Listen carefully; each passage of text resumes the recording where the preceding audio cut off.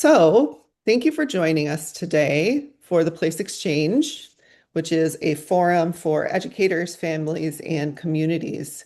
It's hosted by UW-Madison School of Education's Office of Professional Learning and Community Education, Place. You'll see three of us, at least from Place, here today. Uh, Myself and Stephanie Richards and Eric. At least Eric Lopez is on here as well. There he is. There's our guy. And I'm not sure if anybody, I'm trying to see if in our screen, if there's anybody else from our, not at this moment anyway. So never know when others might hop in. And also then the Department of Educational Psychology is we're excited to hear from Shamya Karumbaiah today. We also want to say thank you to our sponsor, the School of Education Dean's Office, and of course to all of you for joining us because we know that it's 4 o'clock on a Wednesday and probably close to the end of your day. So thank you for joining us. All of the recordings from these sessions are hosted on Place YouTube channel, which is there, as you can see on the screen, not only from this session, but also those from the past. I wanted to just put this out now, and we'll show it again at the end also, but it's really important to hear your feedback. So there's a QR code as well as a GoWhisk form. It's short, it's a Google form, but this is something that is rather new at Place, and we want to hear from you what ideas, what topics that you're interested in learning more about and who you're interested in hearing from. Part of the role of Place is connecting faculty and instructors and students with the community and with families. And so in order to do that effectively, we need to hear from all of you and also from the community and be able to know what is interesting to everyone in between. So it's helpful if you can share your feedback with us and let us know what it is that you are interested in learning more about. We also want to know what time of day and what days of the week work best for you. We've offered this on Saturday mornings, and now we're doing them on Wednesday afternoons. We've talked about lunch hours, so there's some options in there and also just space for you to share your ideas as well. There's our mailing list where you can learn about other things happening at Place. We do a lot of professional learning opportunities as well as conferences for faculty and community members.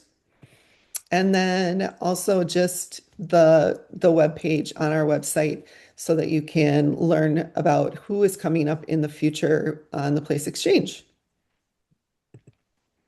So just to highlight a few of the things coming up in the fall, we'll have somebody talking about exercise and mental health, arts education resources, physical activity for people with disabilities as well as their caregivers, and equitable pathways in STEM. So those are some things that you can look forward to.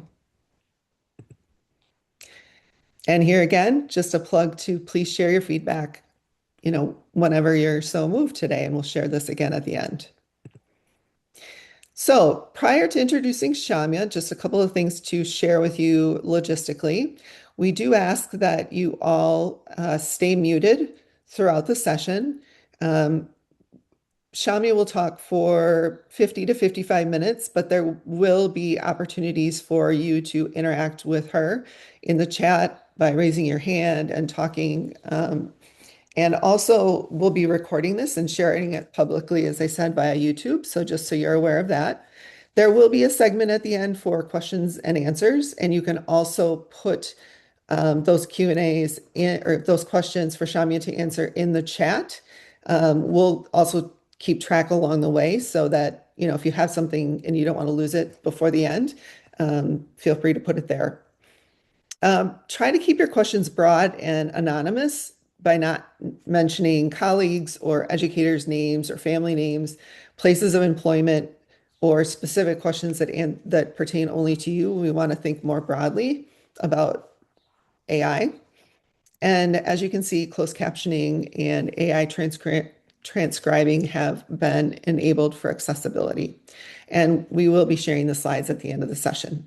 So All right.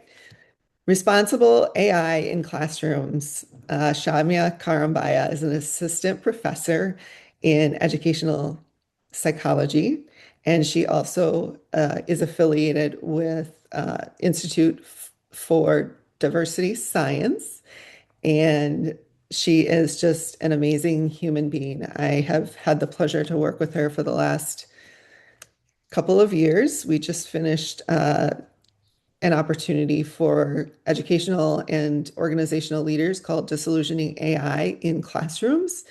And you probably have seen her name all over just Whisk News because she's won several awards, and her one of the most recent was for mentoring and being an amazing mentor to her grad students and all students really. She's she's a go-getter. So she's very driven and motivated, and I'm excited that we get to host her here today. So welcome, Shamya. Oh, thank you. Thank you, Sandra. I hope I can live up to the expectations. Right. So, for the next hour or so, our topic is going to be, as Sandra mentioned, responsible AI for teaching and learning. Um, uh, as Sandra mentioned, I'm a faculty here in UW Madison, but also I'm a director of the director of the Responsible AI for Learning Lab, just the Trail Lab. And all the work I'm going to be talking about is a joint effort of all of my graduate students, undergraduate students, postdocs, software engineers, and collaborators. So this is uh, where I'm giving credit where it's due.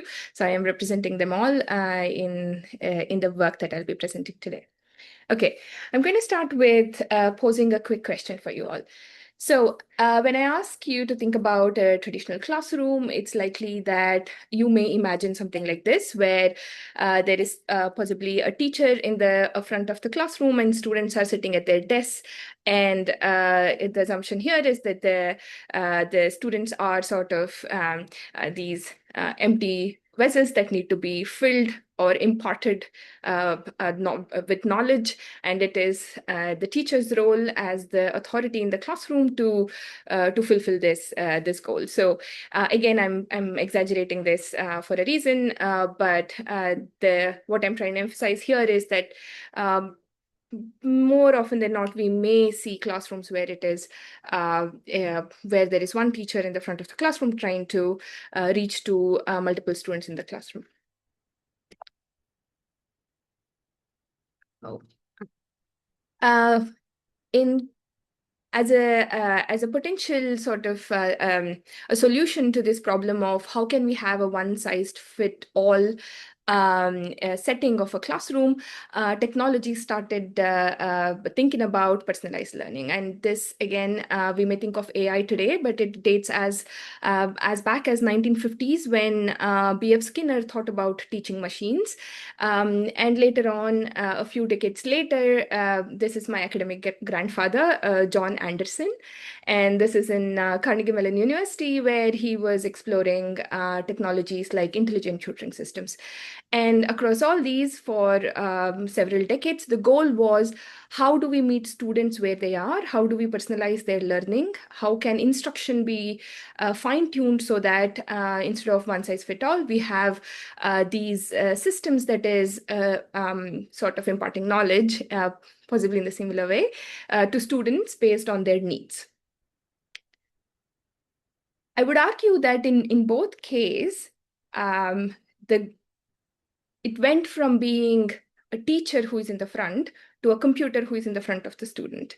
And there are many things I would argue, even with the new sort of visions that people have with generative AI, I would say that there is a lot that is in common between this first model, where there was a teacher and a student, and the second model, which tried to replace teachers with AI, but was doing something similar, where the assumption was always about how do students acquire knowledge from an authoritative source, be it AI or be it teacher.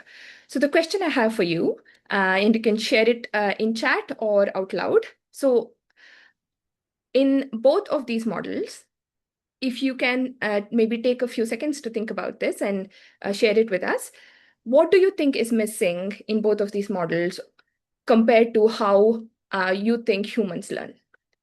And this can come from your own experience as learners in many different settings, or many of you may be educators, and you may have a model for how humans learn best. You may have had instances where you felt like this was the most effective learning I've experienced. So thinking about those experiences, you may have some theories in mind and whatnot. Share in chat or out loud, what do you think is missing in both of these models of human learning?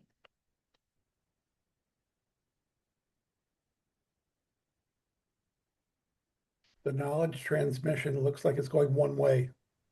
Absolutely, yes. So student is always assumed as a receiver. Absolutely. Monica shared the student is passive in both scenarios. Excellent. Naf, I'm not sure if I'm going to say this right. Nafsanyath, is that right? Yes, I go by NAF. Okay. Personalized focus is missing. Adeline said interaction. Interaction, yeah. Mitch said learners have different prior knowledge that are not in the models. And Jason said feedback and the ability to ask or answer questions. Yeah, absolutely. Can I give it another few seconds if anybody wants to share in chat or out loud? What else is missing in this model of human learning?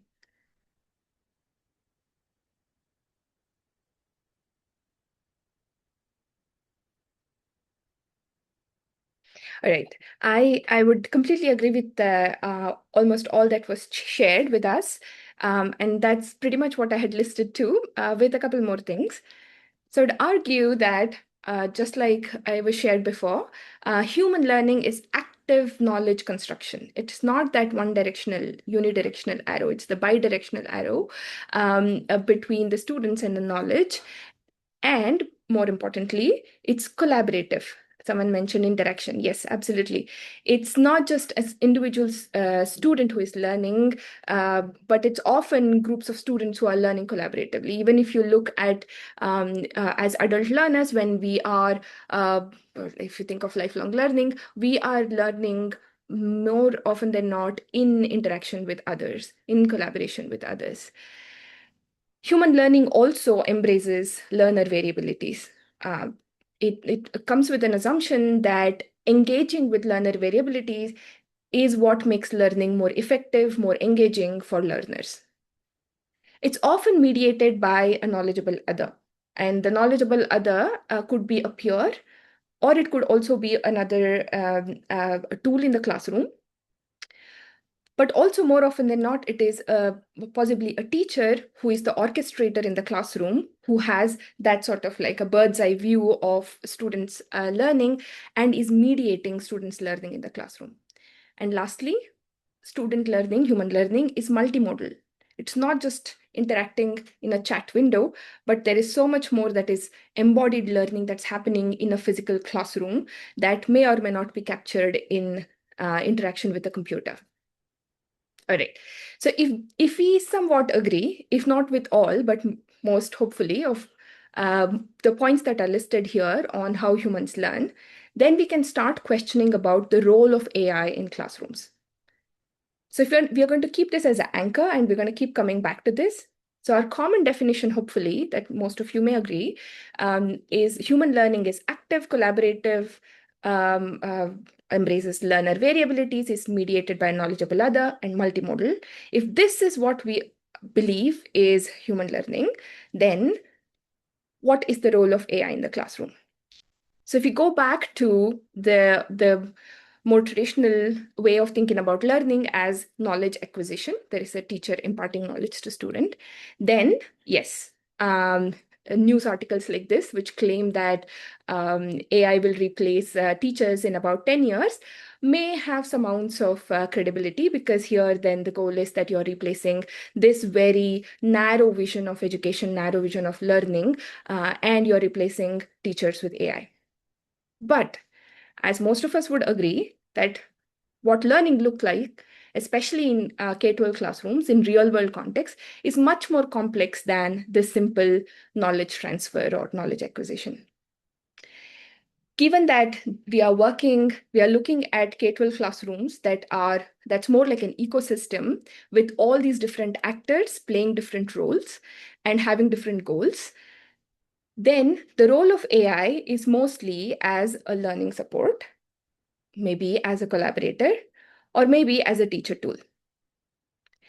So what I'm going to do in the rest of my presentation is I'm going to give you some examples of how my lab, the Trail Lab, has been exploring certain capabilities of AI to approach these different components. Ideally, the 5 different characteristics of human learning that we identified. And at the end of it, we'll have some deliberation around, if that is the role of AI, then what would responsible AI look like? What does ethical and equitable use of AI look like in K-12 classrooms? Actually, many of what I'm going to share is also true for any other classroom, even higher education as well. It's just that most of the work I do is situated in K-12 classrooms. All right. Okay. So the first thing that you all brought up, which I completely agree, is learning is active. Learning is active knowledge construction. So one of the ways in which we have developed AI support, and this is in collaboration with a researcher here at UW Madison, Sadhana Puntambekar. So we have designed tools like these where students are not just asked to learn what, say, for instance, law of conservation of energy is by just memorizing what law of conservation of energy is, but rather they are given opportunities like these where they are constructing science knowledge by doing a very active, having a very active role in their learning. So this is an example where students are building roller coasters. And while doing that, they are collecting data and they are understanding different aspects of science knowledge like motion, forces, energy, and so on. And the goal here is for them to design a fun roller coaster for sure, but also a safe roller coaster. And the way they do this is they ask questions, they conduct different investigations, they perform experiments. This is a simulation, so they can construct different height of the roller coaster, weight of the coaster car. They can change the height of the hill and so on.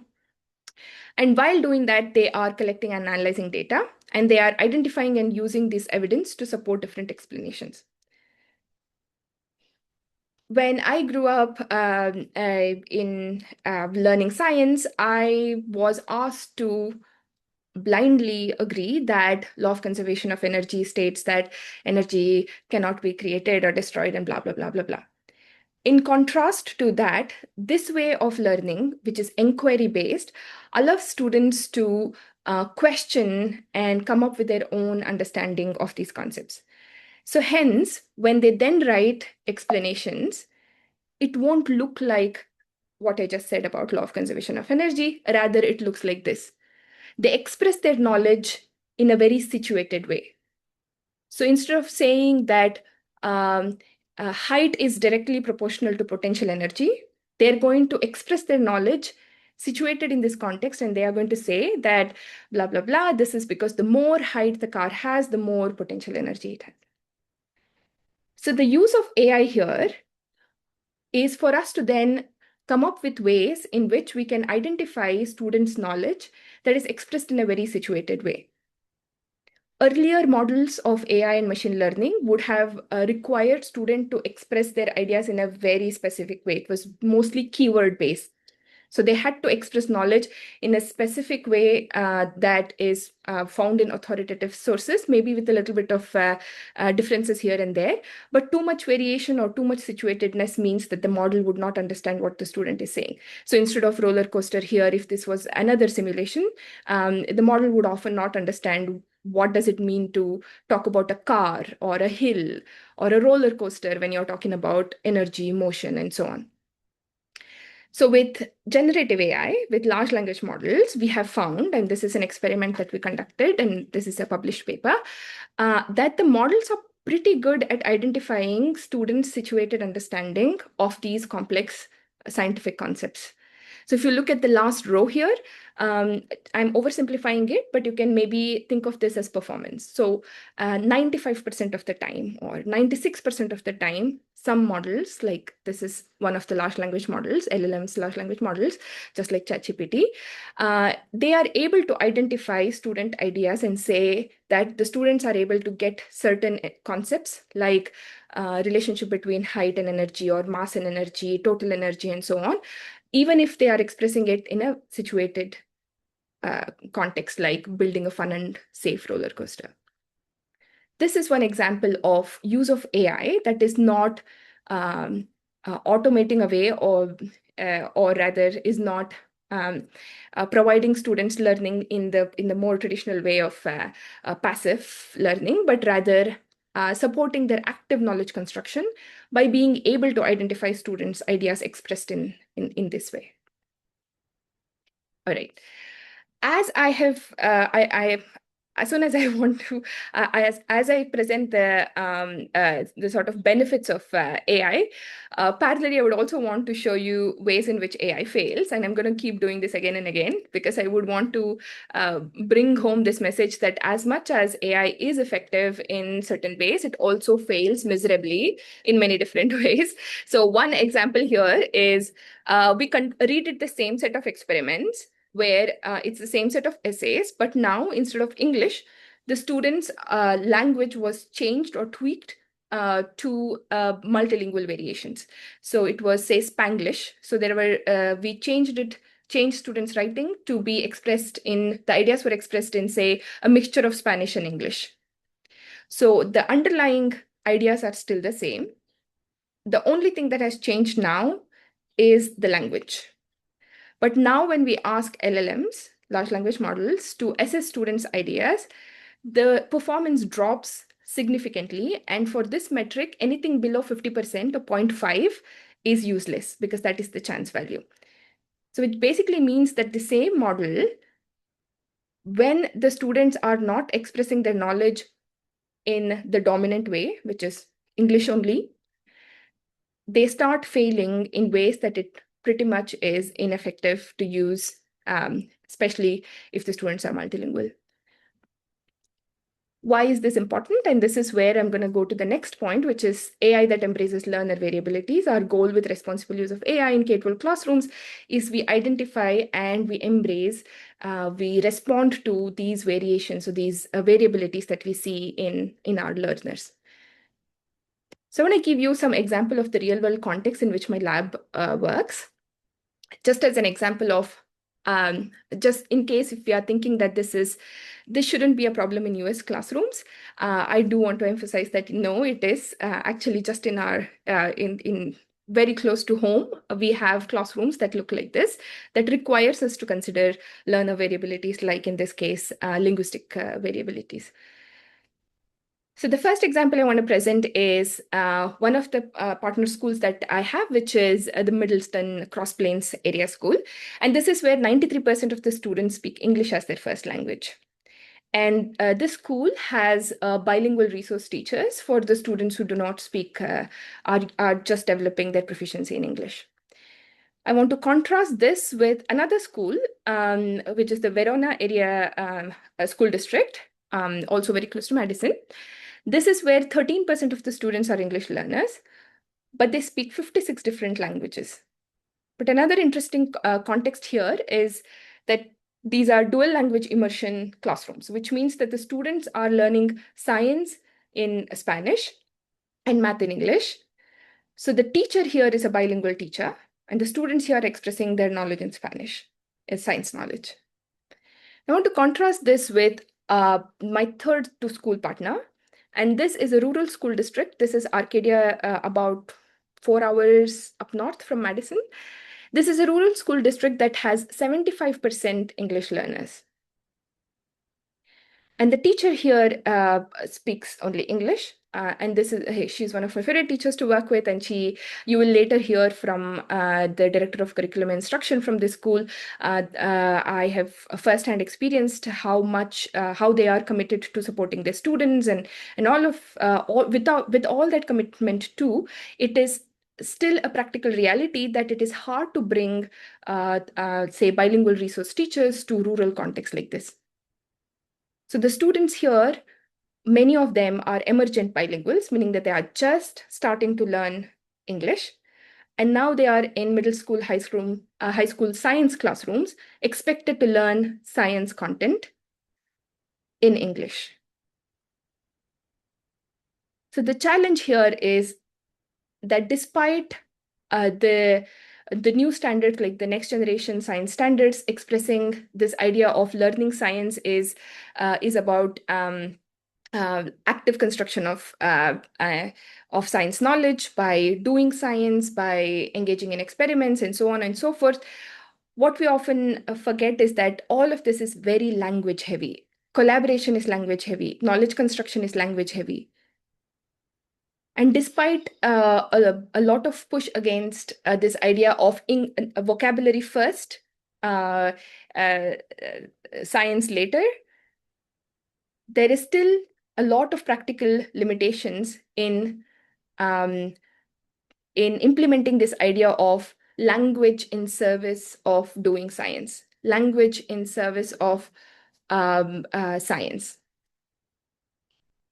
And I also want to quickly bring home another point around international schools, where some of our partners in India and in Philippines, we see that multilinguality is just like is just the nature of the classrooms.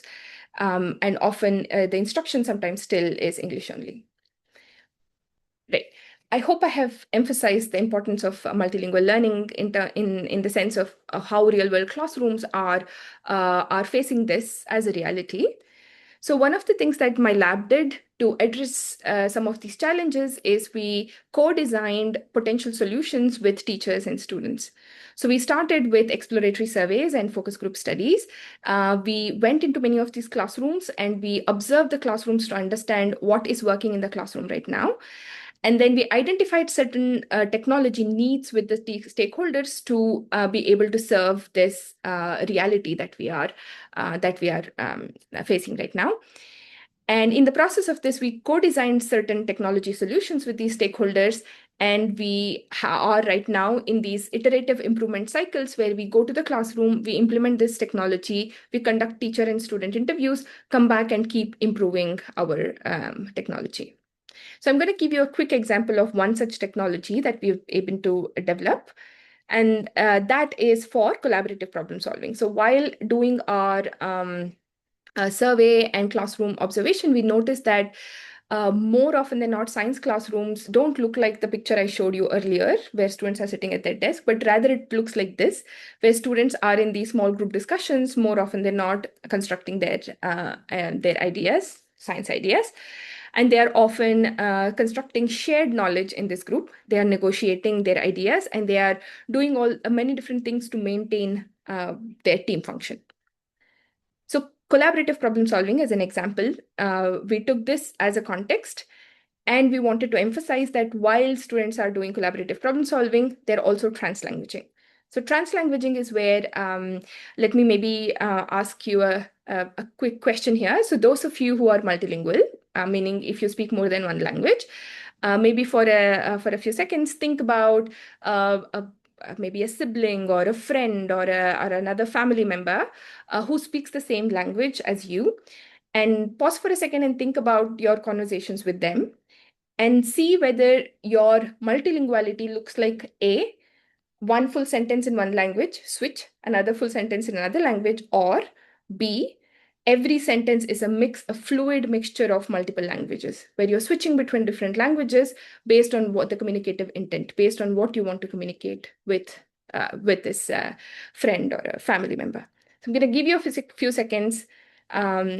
Think about it. A is where it's full sentence in one language, switch, second sentence is another language. B is the fluid mixing of languages.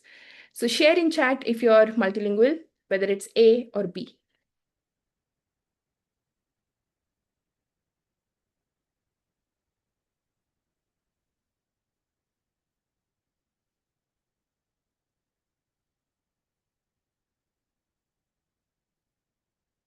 Sandra, I can't see the chat. Could you Could you tell me what people are sharing? Yeah, Francois, I want to make sure I say this name right. Can you say it again, Fatima? Is it Nafsanya. I can go by uh, now. Nafsanya? Yes. Oh, okay, I got it. Francois, Nafsanya, and is it Adeline or Adeline?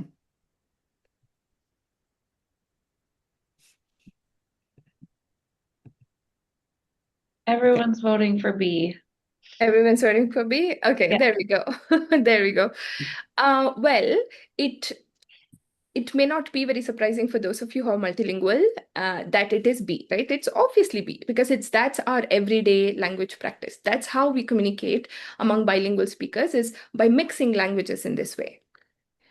But it'll be surprising to you if I say that large language models really struggle with this. There are some new models that are good, but most of our experiments that we have done in the lab, we see that the models particularly struggle in many different tasks when when the language is not one language. When the speaker is switching between languages within a sentence, the large language model often really struggles to understand the speaker, transcribe or translate or identify ideas, answer questions. Everything becomes difficult when it's translanguaging as in this mixing of different languages.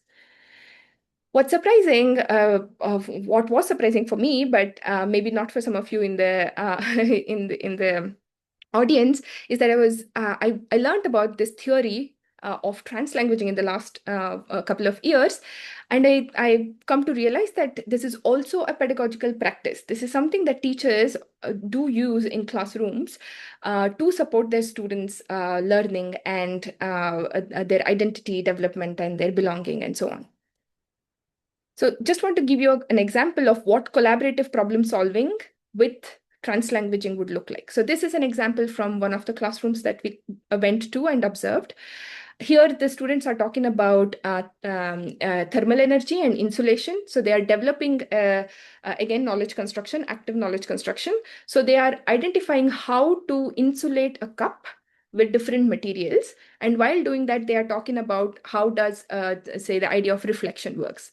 So here, the students are, as you can see throughout, like here and there, students are switching between languages. But there are a couple of other interesting things that is happening when it comes to language that questions then how AI thinks about language and how humans think about language. So in this row number 7, the student is saying it reflects the light of boing, boing. So she's saying, and she's also making this gesture of boing, boing, like boing, boing. So she's talking about reflection, this in a very creative way, and expressing it in this idea of a reflection as then boing, boing, it's reflection, right? So there is a very creative use of language here.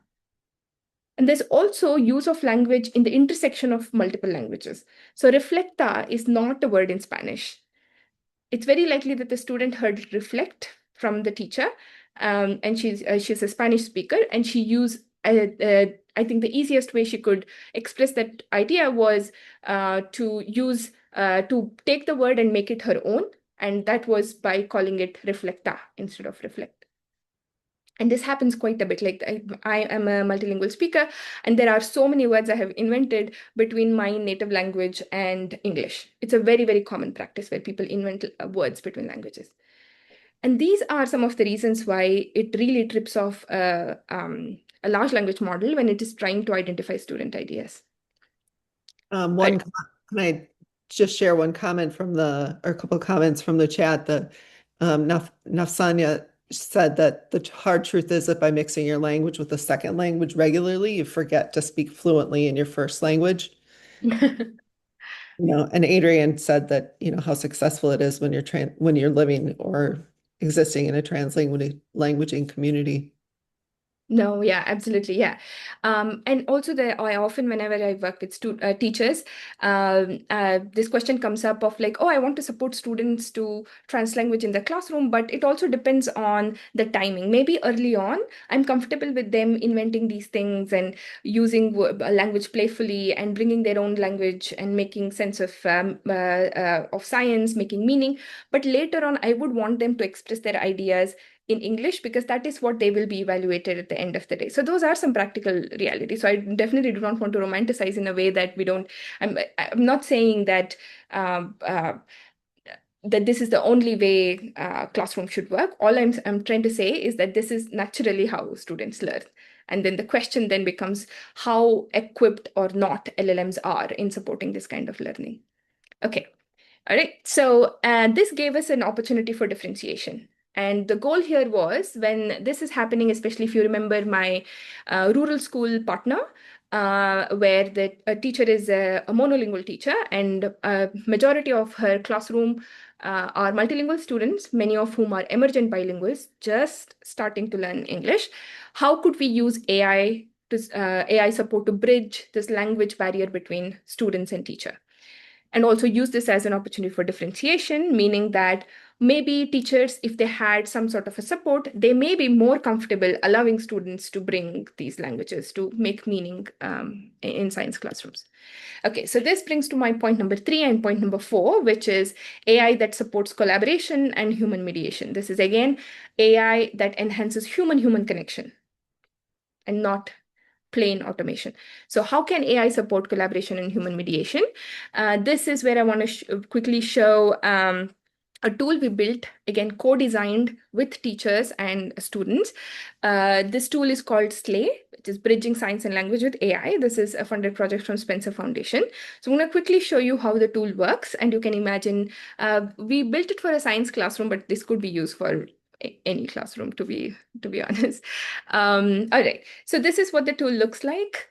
This is the interface. It's happening in real time. So imagine that the teacher has now put students in small groups. So they assume that there are, say, 5 tables with 4 students each. They all get into these small groups, and the teacher is in the front of the room. Teacher has a device that basically looks like this. And in real time, there are devices at each of this table where one student clicks start record. And at any time, if they feel uncomfortable, they can stop recording, they can pause recording, all of that. But in real time, the teacher is getting a feed of the transcript. It allows teachers to translate it to whichever language they want. In most cases, it's English. And it also provides this chat window where they can ask questions. So I'm going to quickly walk you through what using this tool may look like.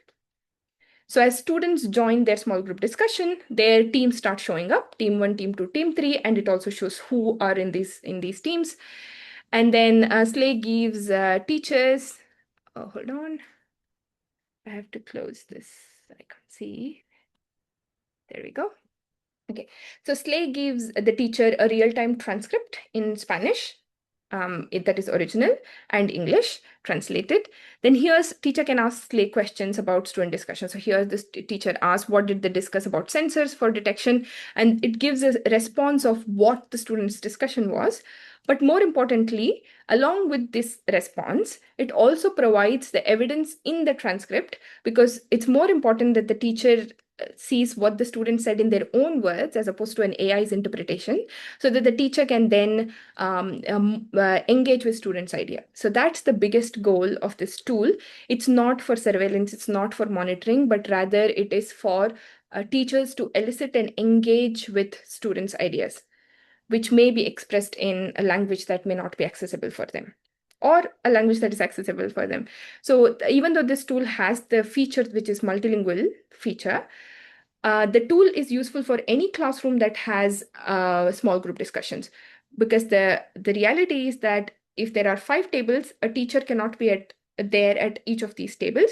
So this tool provides teachers that opportunity to get those insights from the small group discussion, so that she wouldn't feel like she lost control of what's happening in the classroom if they are talking in a different language, or if they are actively constructing knowledge in these smaller spaces, because now she has some way of identifying and maybe even seeing how the students' ideas are progressing, and has a way of going back to these small groups and then engaging with those students, because now there is some access to the conversations that is happening, which happens without the tool as well, because teachers are often walking around in the classrooms and are listening in. It's just that the tool provides an opportunity for teachers to know if there are important ideas that came up when they were not in that table at that particular when something interesting came up.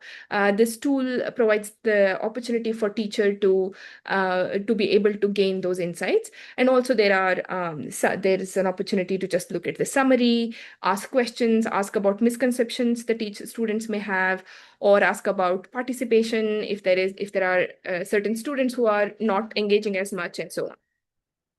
Okay, so I'm gonna. Oh, okay. And the teachers often, we have seen that they switch between different groups, and before looking or asking a particular question, they quickly look through the summary to identify, oh, what are the big ideas that are coming up. And this is a quick snippet of an interview we did with the director of curriculum and instruction of the rural school district that I was talking about. She's sharing her experience with this tool. My name is Carmen Lee, and I'm the Director of Curriculum Instruction and Assessment for the School District of Arcadia. We have lots of classroom discussions and small group conversations that occur on a daily basis, and it's hard for one teacher to be supporting 6 different groups of students. And so this tool provides more immediate feedback to the teacher about the quality of conversations that are occurring in each of those groups, whether kids are staying on task, whether they're talking about the right things. And then it also allows the teachers to provide feedback and or step in and support or guide kids in a new direction if necessary. Right. Okay, so again, as I promised you to do, as soon as I present you the benefits of AI, it is absolutely my responsibility to show you how AI fails. So that's exactly what I'm going to show you now. As much as we love this tool, I want to be very upfront about ways in which this tool fails. So that brings me to the 5th point I want to make, which is around AI support, but knowing that AI fails. So how can we build AI support that is ethical, responsible, and equitable? All right. So a few ways in which AI fails. So if you remember the snippet that I had shown you earlier, where the student says it reflects the light of boing boing, where she's using this very creative expression. Because this is translanguaging, where the student is switching between like Spanish and English, here the LLM tried to understand in context what's happening and got to the closest translation or closest word that it could think of in Spanish. So instead of boing boing, the AI tool misses the context and this creative use of language and rather transcribes boing boing as voi voi. So this is clearly a failure in understanding context, and that's true about any human languaging, is that it is very contextual. And the second part, which is probably more problematic, I would say, is that AI is still biased against non-dominant ways of speaking. So we see this more often than not in groups that have non-native speakers of English. We see that the tool often marks those groups as chaotic or argumentative, and that students are talking over each other or interrupting and so on. And this is despite us telling the tool that your role is just to give us the summary, stick to facts, and we don't need your interpretation, but it still somehow manages to provide judgments like this. And this is a reflection of a social bias. It is not just a random technological feature, but rather it is the reflection of the fact that these tools have been trained on data set that look certain way and have been made to look certain ways of speaking as the normative way of speaking compared to the other ways of speaking. So if we can go on and on about different ways in which we can fix this issue, issues of algorithmic bias, issues of AI unfairness, and so on and so forth, that is purely technical. And my lab actually has done some of these. So we do have publicly available tools like the AI behavioral analysis tool or the AI bias audit framework. These are all the work that we have been, these are ongoing efforts from my lab to address some of these issues in a purely technical way, like how can we identify some of these issues beforehand proactively and fix them. And many of these efforts are also human-centered, meaning we provide tools for stakeholders. So if you're a teacher, you can use the tool IBAT to identify ways in which the tools can be biased, or you can run your own audit in a tool like the bias audit tool and generate a report for how maybe an assessment tool that or large language model you're using for assessment may be biased. And these are all ongoing efforts, and we will continue to do that. But what I want to emphasize is these issues of AI ethics, as much as it is technical, it's also social. Just among us who are in the audience today, if I were to ask, define fairness, I'm very, very sure that what seems fair to me may seem unfair to somebody else, and vice versa. So this idea of fairness inherently, if you were to go to a philosophy, if you were to think of value ethics, idea of fairness is an essentially contested concept. An essentially contested concept means that multiple people are going to have different conceptions of them, and it's very hard for people to come to consensus, because they often come to it with my way of defining fairness is right and your way of defining fairness is wrong. So it's often very hard to assume that there is one generalizable definition of things like AI fairness. What behavior of AI should we deem as fair or unfair in and of itself is a very complex issue. So as much as I want to emphasize the technical issues, technical efforts, I also want to emphasize that this is deeply social issue, and it has to have stakeholder engagement. That's where I have one activity for us as a wrap-up activity. This is the last activity for that I had planned today. So we are going to, as a group, deliberate about what constitutes harm and what constitutes unfairness when you're using an AI intervention. So assume that an AI intervention, you can think of it as the tool that I showed you, or you can think of maybe there is an automated feedback tool, like if you remember the writing assessment I showed you, if that tool were to also provide feedback to students. And I showed you very clearly that these AI interventions are more effective for certain groups of students or certain ways of writing or speaking than others. Now let's talk about what we would as a group think of as harmful versus not harmful, or fair versus unfair. So I have 3 scenarios for you, and the visualization basically depicts those scenarios. And maybe share in chat or out loud. Feel free to unmute yourself and share out loud. For each of these scenarios, I'll go one by one. I would love to hear your thoughts on whether you think this constitutes harm or whether you think this is it constitutes unfairness. So the first scenario is hopefully, well, let's start with the first scenario. Okay, so first scenario is benefit and no harm. So this is where use of this AI intervention only makes one group's learning better and not the other group. So in the visualization, if you see, there's a blue group and an orange group, and the baseline, the dotted line is where they were before, so it's 60. But use of AI intervention moves one group from 60 to 80, but the second group is still at 60. So it makes one group's learning better, not the other. So in the chat or out loud, let me know if you think this is harmful and this is unfair, or unharmful and fair, or any combination of those. So are those random groups? How did you divide the groups? That's an amazing question. More often than not, I do hear people say that, but it depends on what the groups are. If the blue group, for instance, is a historically disadvantaged group, and we are targeting that group and an intervention makes their learning better, I may be okay. But if the blue group is a dominant group, again, you're bringing up a great point. most often than not, this question depends on the answer to this question depends on who the groups are as well. What other questions come up? I guess I had a kind of related question, which is the orange group staying at baseline because it really can't take advantage of whatever this intervention is? Like if this, for example, it was a community that didn't have access to the internet or laptops or some resource that the blue group can take advantage to. Like, and so they're unchanged, but it's because they really didn't get the intended intervention. Or like, I just want to know what your assumptions are.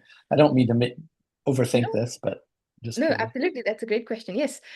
For this thought experiment, let's assume that both the groups have access to the tool, but only blue group is improving because, and a very common reason for why that may happen is that the tool was designed with data from blue group, but not from the orange group. So the tool is just ineffective for orange group. Got it. Yeah. Okay, keep the answers coming in chat. Now I'm going to move on to the second scenario.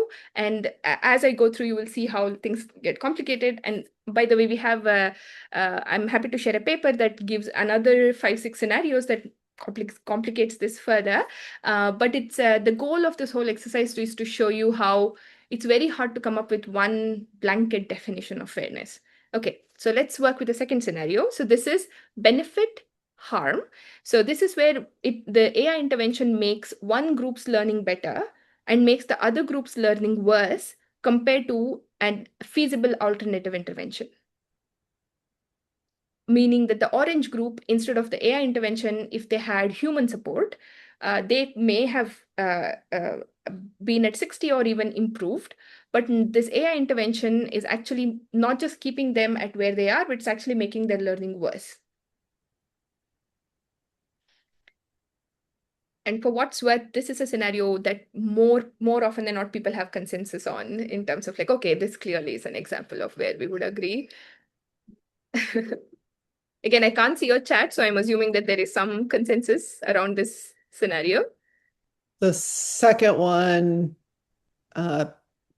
one person says unfair, another says shows harm and seems unfair. Yeah. It says unfair, harmful. Yeah, 100%. Yeah, that's often what I get. Great. So now we'll go to the third scenario, which is actually probably amongst all more complicated, I think. So this is where there is unequal benefit. So this AI intervention now makes everyone's learning better off than before. So whatever was the alternative, if say the alternative would have made both the groups stay at 60, now with the AI intervention, the blue groups, both the groups are improving, but the improvement is more for one group compared to another group. How about this scenario? So this is unequal benefit. So both are benefiting compared to an alternative, but one group is benefiting more than another group. So one says at least better than totally unfair to one group, which is scenario 2. Another person says fair. Another says in the immediate, no harm, but what are the long-term impacts? Great. Thank you. Thank you for raising that. Yes. Third group could be seen as no harm and fair, though not ideal, perhaps. Absolutely. Yeah, people often ask about, is it short-term harm or long-term harm? People also ask about, oh, it depends on what the end goal is. If the end goal is that there is only one, say, college seat that a student is going to get. Now, if the student belongs to the... Sandra, your timer always makes me feel like goddess. Sorry. Well, just to quickly wrap up then, people also ask questions like if it's about a resource, allocation of a resource, like a college seat, then it's actually important that one group benefiting more means that the other group is not going to get that college seat or whatever else. So yes, absolutely right. There are quite a few things at play when you start thinking about AI fairness. The reason I'm bringing this up also is because as a group, we saw how there, especially with number 3, that there could be, then we may or may not have consensus, but more often than not, a lot of tech industry frameworks, be it like the responsible AI framework from Google or Microsoft or IBM or OECD or the National Institute of Standards, more often than not, they define fairness in a very blanket statement, and they do all sorts of like bias audits and mitigation and so on and so forth. But the big question that I want to leave you all with is whether their definition of fairness in and of itself is something we would agree with. And if we don't agree with that very definition that the tech industry or all these other forums are putting out, then how would we trust that their mitigation or their bias audits were accurate and reliable and something that we can trust? All right. With that, I want to wrap up by saying that that exactly is the reason why Sandra and I designed the Disillusioning AI for Teacher Fellowship Program. And Sandra, feel free to drop the link to the fellowship program in chat and keep an eye out for our next cohort. We've had 2 cohorts of teachers come and do this program. And the goal here is to equip educators, K to 20, with critical AI literacy. And the goal is not for us to teach them how to prompt engineer or to learn how to use a tool, but rather to develop some of these critical understanding and develop skills and have tools that they can use to do one important thing, which is to understand where AI succeeds, where AI fails, and how to know the difference between the two, and then how do we use AI in ways that is beneficial for us, for our students, and for the society more broadly.